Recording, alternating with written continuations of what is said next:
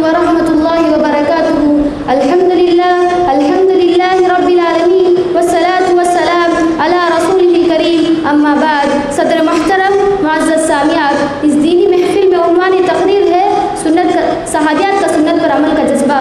معزز سامعات، صحابیات کا سنت پر عمل کا جذبہ یہ وہ موضوع ہے جو نہ صرف تاریخ کی روشنی دکھاتا ہے بلکہ ہمارے دلوں میں سنت رسول صلی اللہ علیہ وسلم کی محبت جگاتا ہے۔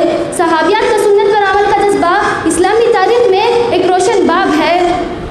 صحابیات نہ صرف دین اسلام قبول کی بلکہ اس پر عمل کرنے میں سنت رسول صلی اللہ علیہ وسلم کی پیروی میں قربانیوں میں بھی مردوں کے برابر کھڑی رہی۔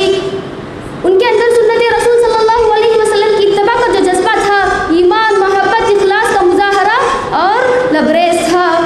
صحابیات دینی، علمی، عملی، فکری ہر اعتبار سے اپنے آپ کو سنواری اور رہتی دنیا تک کے لیے عظیم نمونہ بنی۔ انہی کے زمانے کو خیر القرون کا زمانہ کہا جاتا ہے۔ وہ خود سنت پر عمل کی اور اپنے بچوں کو بھی اسی کے سائے پر تربیت کی۔ ان کی کردار سازی کی، اسی کا نتیجہ تھا کہ وہ دنیا کے امام بنے۔ دنیا والوں کے لیے امامت و قیادت کے خطوط مرتب کر گئے۔